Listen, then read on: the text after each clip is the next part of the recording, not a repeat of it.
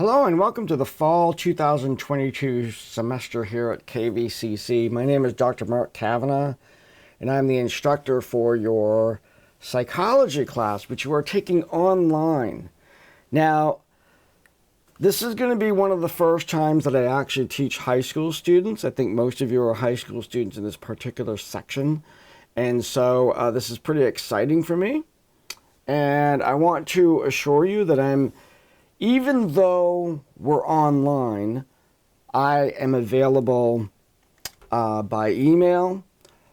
Don't call, because I'm hard of hearing. I don't like using the phone. So emailing is the best way.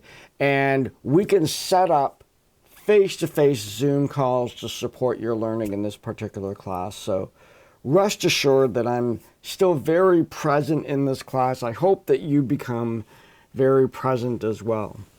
Now, of course, the pandemic has brought us a lot of experience in taking classes online, but I wanted to make sure that you understood my expectations of you.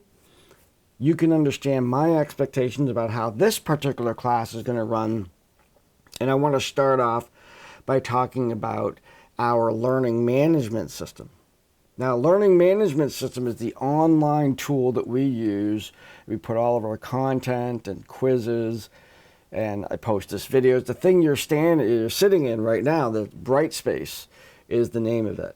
And this is the tool that we use at KVCC to teach our online classes. I also use Brightspace in all of my other classes, my face-to-face classes included, because it gives me an opportunity to post material and have the online quizzes and online assignments so I don't lose papers and all that stuff. I think it's a wonderful thing, wonderful way for us to interact.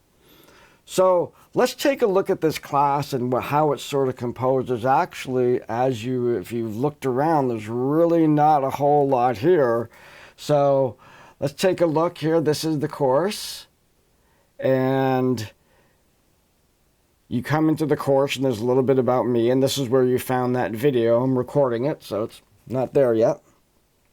And you go up to content. That's pretty much the only place you need to go.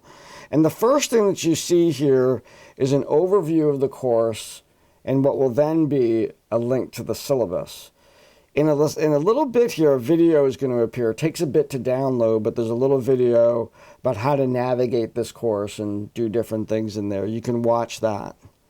Yep, there it is. Now, as you come down here, this is a really vital place right here. All the content to this class, rather than putting it into Brightspace itself, I took all that material, all my lectures, links, videos, articles I want you to read, descriptions of the quizzes, descriptions of the online discussions, and descriptions of the assignments and the special assignments. That's all put into a book format. Now, that book is available in a number of different ways.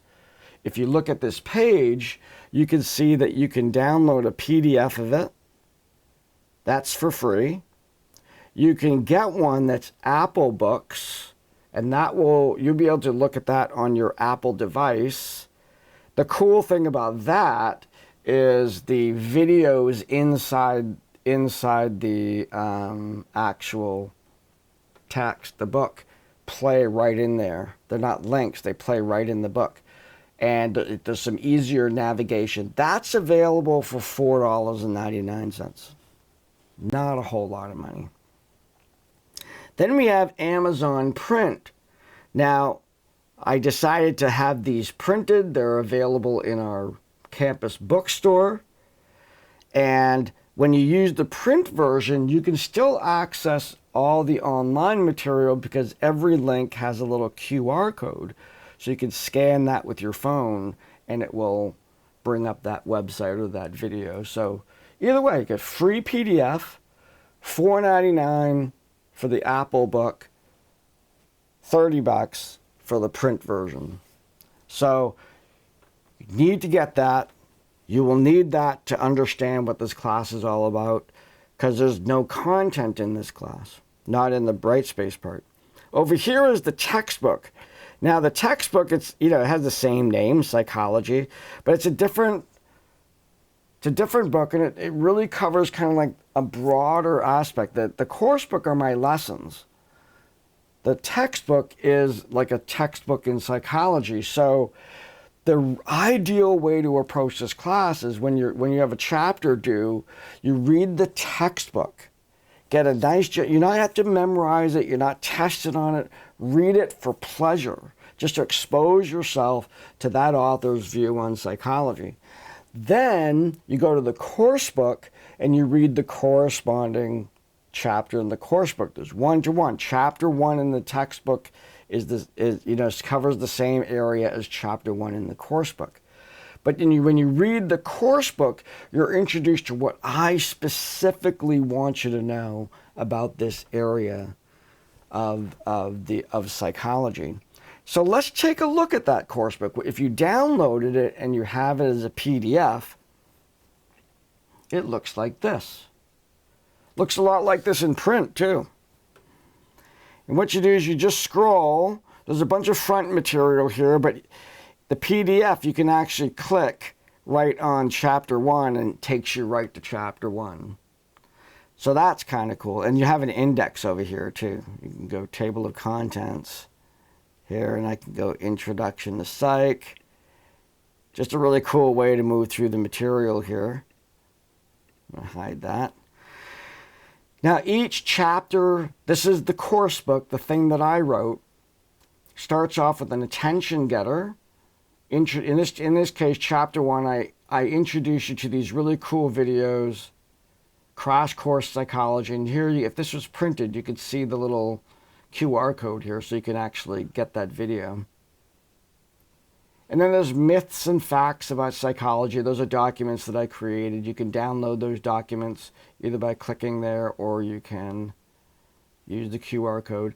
Then I outline the learning outcomes here. So we had the attention section, then the learning outcomes, and then we go into the teaching. And this is as if you were sitting in class. This is kind of what I would talk about. It's just all written out.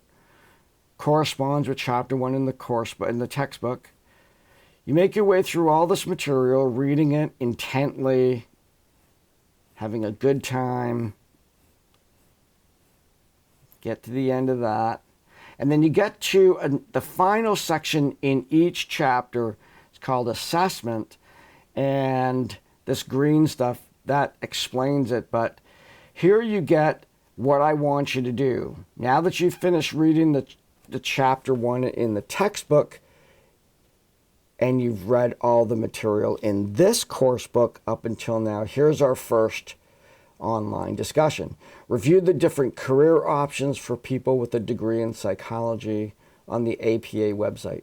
Reflect on at least 2 areas that surprise you or are new to you. Share about that. Now, I'll come back to that discussion in a second.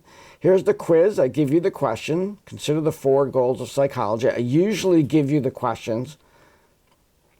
And then finally, here's an assignment where you're going to construct a resume. This is rather than just doing a biography on a famous instructor, what I'm having you do is make believe that you're that famous psychologist and you're applying to teach for me as an adjunct instructor.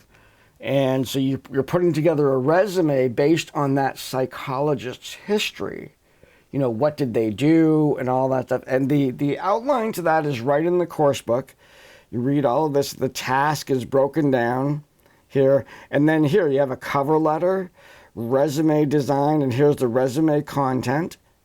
Name and contact information. Use the place where the person last lived.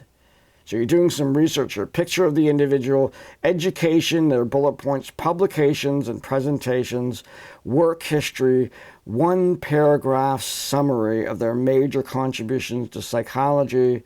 Here's and then personal history, a summary essay of the life events of that individual, and then mechanics. You see, it's like they're applying for a job, but you're really looking at a person in the history of psychology. And there's a link I put in there. In the history of psychology right here. You go there and there's hundreds of psychologists. You could pick the famous ones, but there's, here's a hint. If you pick one that's not as famous, they don't have as much history. maybe not as many contributions to the field of psychology. If you're going to pick Freud or Erickson or Maslow or one of those people, be prepared for a pretty big resume. If you pick one of the more obscure ones, maybe one you never even heard of, then you'll hear about what that person did.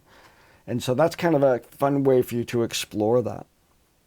So each week, there are chapters due. Oftentimes it's just one chapter, but every once in a while there might be 2 chapters that are due.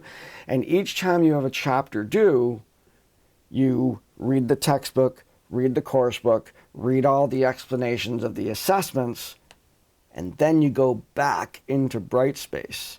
So we go back into Brightspace, and we click on this link right here, the course timeline. So this is what we just reviewed.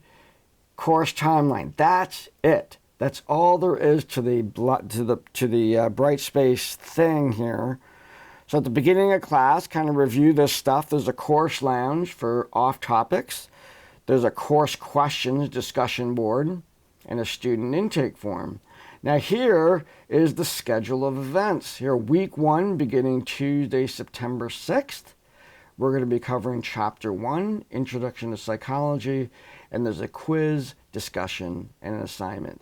When you go to take that quiz, you've read it in the course book, you're ready to go. You come here, and right there, that's a link that takes you to the quiz. It won't look like this at all because I'm a teacher, but you'll see a start button, and that means you're ready to take that quiz. If you go back into content here, I want to do the discussion. That brings me to start a new thread on the discussion. And I will talk about that in just a minute. And then finally, the assignment, you post your assignment there. There's the grading rubric right there for you. And you post the assignment. You submit a file. You don't write anything in there at all. You would, again, this looks a little bit different. It's a file to submit. And so let me talk about 2 things. One is online discussions. Online discussions are supposed to be just like in-class discussions, except everybody gets to talk. You know how sometimes you have a class and somebody's dominating the class all the time, can't get a word in edgewise, or maybe you're a little shy about raising your hand to show your brilliance. You can't get out of it this time. Everybody has to contribute. Everybody has to be part of the discussion. You read the prompt, that's what that's called, that thing in the course book where I'm asking you what to think and post about, and you post your thoughts. You back up your thoughts with whatever you've been reading. I'm not asking for references. Some people do. I don't ask for references when somebody raises their hand in my class, so I'm not going to do so when I'm in these discussions. Now, discussion means you're talking to each other. So you've posted your thing, and then you wait and you see and read what other people post. You're learning from each other's perspectives. The questions that I pose in the prompts mean that there's more than one way to look at something. I might be asking for your own perspective, your own experience. I might be having you apply something in a unique way. So the more of other people's discussions that you read, the more you know. In order to ensure that you read at least a couple of them, the passing requirements for the discussions are you've responded, of course, to my prompt. That's 50% of your grade.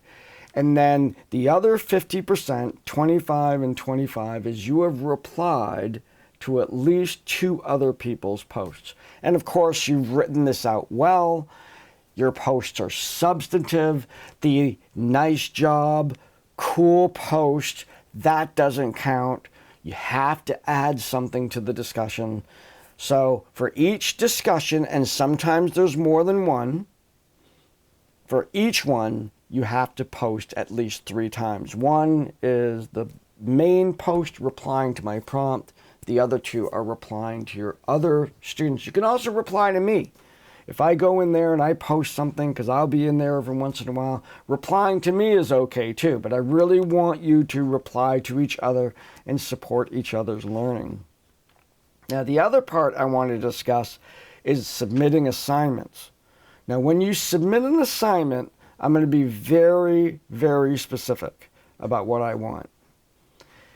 You are writing out a paper in a word processor. I don't care what word processor, whether you use Google Docs or Word Perfect or Pages or whatever, it doesn't matter. The thing you send me is a PDF, period.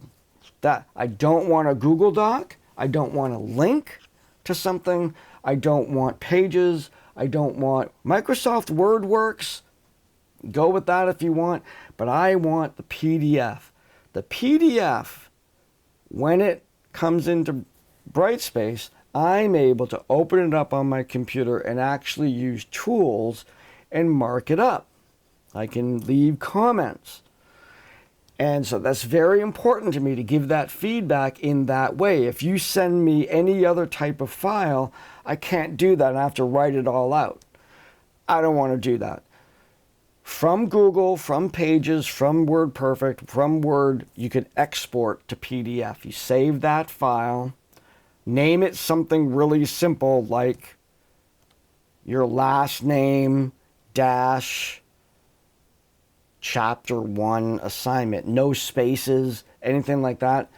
It could be a little quirky. .pdf, send that to me. Very, very specific. Now this first assignment that's coming on is going to be your first example of trying to do that. So I'm going to have to give you some little leeway. However, if I can't read it, I'm going to have you redo it. It's going to be you're going to have to master that right on this first assignment. So make sure you get that in there in PDF format. If you don't know how to do that, find a 12-year-old. They know how to do everything. And so that's, now, the final part that I want to talk about is the section at the end of the course book that I call special assignments. Now, these are kind of like semester-long assignments that I have going on.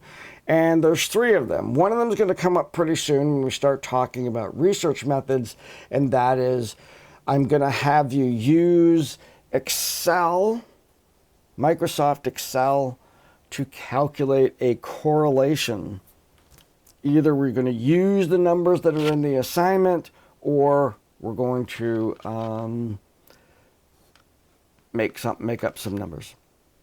The second assignment is going to occur when we talk about learning, and that is you're going to create a behavior management plan for yourself, and you're going to implement it with record keeping, and you're going to evaluate that at the end. The final one, probably the one that's going to be the most challenging, is going to be, typically you hear about it being called a research paper, but that's really not a good name for it, is you're going to explore what the field of psychology says about a particular question, not a particular topic. Even if that topic is stated like a question, like, what is schizophrenia? Who cares? I can get that with a Google search. That's not worthy of your time. What are the best ways for a family to deal with a other family member who has the beginning stages of schizophrenia? There's a question that you can sink some teeth into. And that's what I'm going to be looking for you to do. The process by which you go about creating your question is part of the assignment. So that's going to start happening pretty early in the class. I'm going to be asking you to propose questions. And we're going to go back and forth. I use a quiz to do it. And we go back and forth. You're submitting me revisions until you get it right. And then you can carry on with finding some articles that answer that question. I'm not interested in your opinion. I'm not interested in your personal history, not for this assignment. This assignment, you're a reporter. You have a question.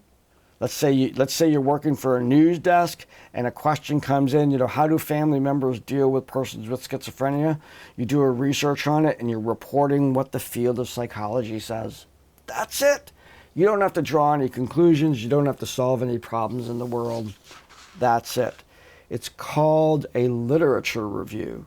And in this instance, I call it the information literacy assignment, where you're going to be becoming familiar with some of the articles that make up the field of psychology. Now, all of this said, as the course progresses, here's my plan. And I'm a little bit behind in the times right now. I had a really good summer, and I spent summer right up until yesterday. So I'm a little bit behind in the getting all of this stuff ready. But I'm going to be posting additional videos. This one goes into the announcement section. I'm going to introduce what's happening for the week. I'm also going to be recording chapter videos, and I'm going to be placing those in the actual timeline. So that timeline is going to get really long when the videos start going in there. And I'm going to record videos to explain each one of these special assignments at the time when they are due. So way ahead before they're due. So relax. All of this too is in the course book. So you got to peruse that thing. Just go from one end to the other, read all the stuff at the beginning, read chapter 1, go all the way to the back to read the special assignments, sink your teeth into that thing, and you're going to do just fine. So I leave you with that. I look forward to hearing from you in these initial discussion boards. I'm asking you in the class lounge to introduce yourself to each other.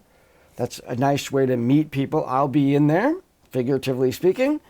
I'll be posting myself, and I look forward to hearing from you. If you have any questions, please use the email that's there. I will be posting a chapter 1 video very soon, so stay tuned for that. But go ahead with the assignments. If you're ready to go, that's okay. And I will be making best effort to keep up with those videos. I do have a lot of classes this semester, so we'll see how well I do. So I look forward to meeting all of you starting this week, and have a great week. Have a good introduction back into school. I'll see you later.